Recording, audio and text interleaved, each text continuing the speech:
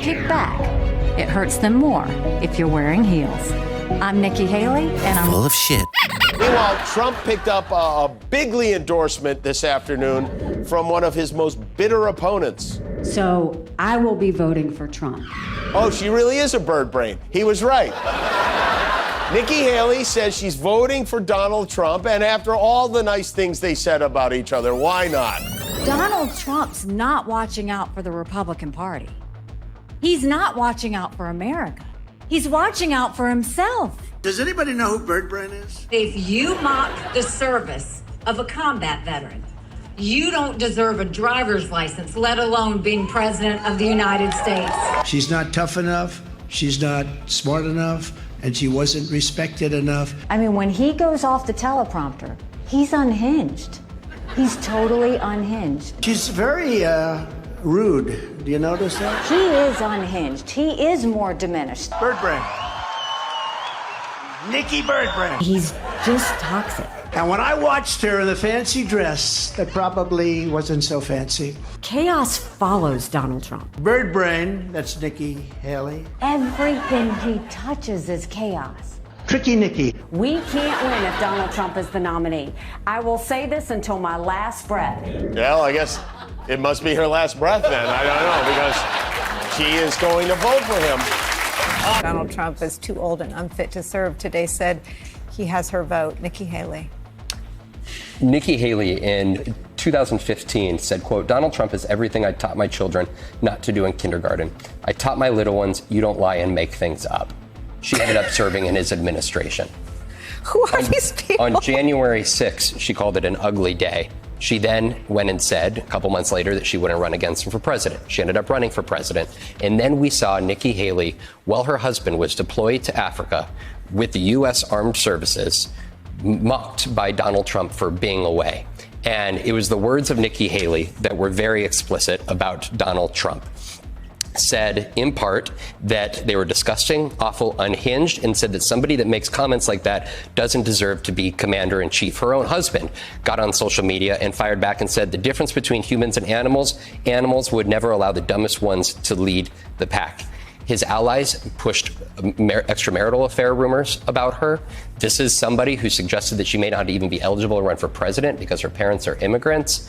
And today, her announcing that she's going to vote for Donald Trump is just, I think, another chapter in something that we've already lived out with the likes of Ted Cruz and Marco Rubio 8 years ago. She did raise her hand in that Republican debate and said that she would vote for a convicted felon if Donald Trump was found guilty. And today is evidence that she's sticking to her word. Doesn't make a lick of sense to me. And it's so recent. But for her and her husband to both been feuding publicly with him just days and weeks before endorsing him is inexplicable to me at a human level.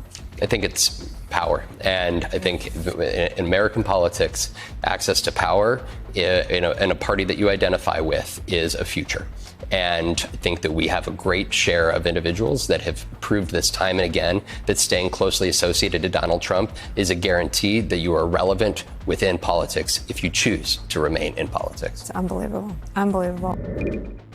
If he decides that he's going to run, would that preclude any sort of run that you would possibly make yourself? I would not run if President Trump ran. I don't put up with bullies. Times change, and so has Trump. He's gotten more unstable and unhinged. Trump has not been perfect on these policies. I've made that clear many, many times. But Biden has been a catastrophe. So I will be voting for Trump. So first she would not run against him. Then she did 3 months Mika, ago. hold on. I have a so list. shocked. I'm so shocked. We want to hear your list. Yeah, please. it's a list. Like I'm checking it off. So she wouldn't run against him. Then she did. 3 months ago, he was too unhinged to get a driver's license. And now Nikki Haley will vote for Donald Trump for president of the United States. I'm shocked. I mean, she's done this over and over again, right? Yeah. And I will say that, let's just say right off the top, this happens in politics. I mean, you know, people say nasty things about other people when they're running against them for president, and then they come together. I do think, though, everybody has to make a choice, and in 2024, Nikki Haley could have made the choice that a lot of conservative Republicans have made, and that is, you know what, stay conservative and don't go along with the authoritarian. Don't go along with the guy that wants to amass more power in the White House and more power in Washington, D.C. than any president in American history. So her choice is support an authoritarian and the guy who's promised he's going to be an authoritarian. Vote for me, Donald Trump says, and I will be a menace to American democracy. And of course, Nikki Haley basically hinted at that and also called him a bully, said he was unstable, said he was unhinged, too unhinged to get a driver's license. So, big question here. What kind of an impact do you think that this poses for Joe Biden, who is likely relying on some faction of Nikki Haley's coalition here? I do want to get into the merits of her argument because they're so stupid, but while we do politics, I think that it's not quite as bad as it might seem on its face for Joe Biden. Nikki Haley's support within the Republican primary, this group we've been talking about, this 20%, 25%, most of those people were people that were with her because they were for any option besides Trump. Right. That was their rationale. It wasn't like they were super Nikki Haley fans. It was just they were there because they were looking for any vessel that they could to register that they were unhappy with Donald Trump getting the nomination again. There was another smaller segment, I think, because she was a good candidate. There could have been an anti-Trump candidate that got 12% or something. Because right. She was a good candidate, I do think she appealed to another additional group.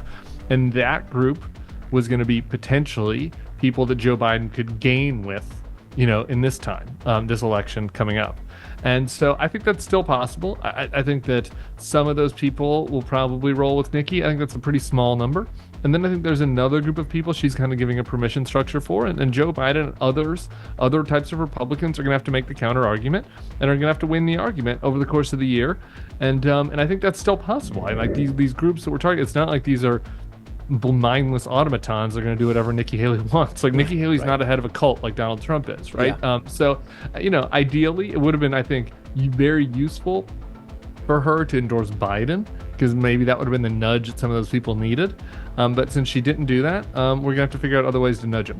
Endorsement of Trump was super lukewarm, right? Like if this was like I want to just go full MAGA and I'm doing Elise Stefanik or something, or I'm trying to get back into the party, her language would have been different, right? That speaks to her mindset, which is kind of what your question is, that she thinks that she'll hold down the fort for the whatever you want to call it, establishment, old school Republicans, and maybe the party will come back to her, and it's better and this keeps her alive for that potential future. You think about Nikki Haley's big announcement? I'm not surprised. I had said a couple of months ago, I always thought with her, it wasn't a question of if, it was a question of when.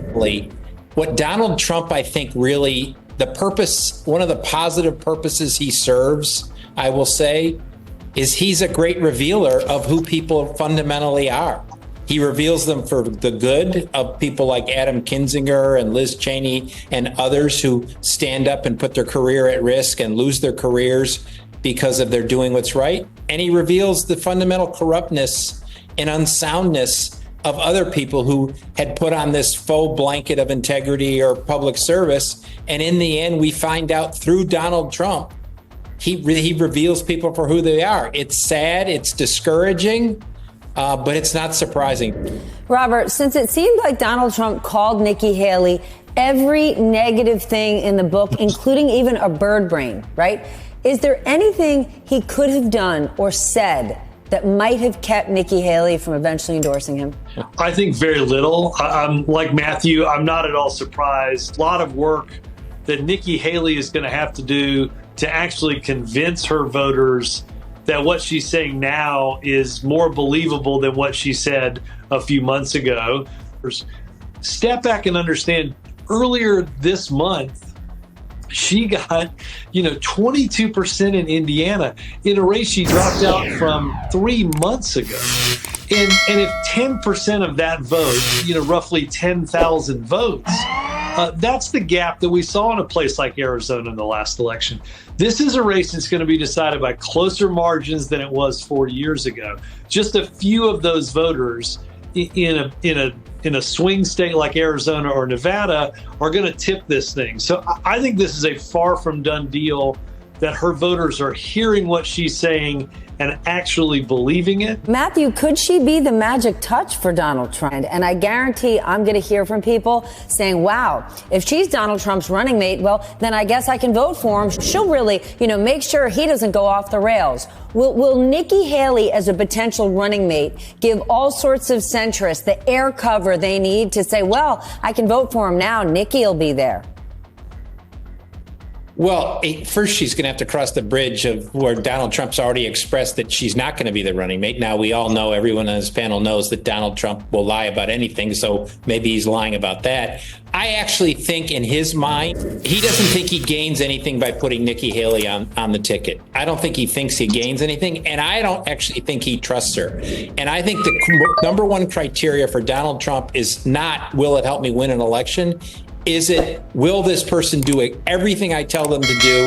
And will they enable me in all that I want to do? And will they not argue with me? And will they do what Mike Pence wouldn't do?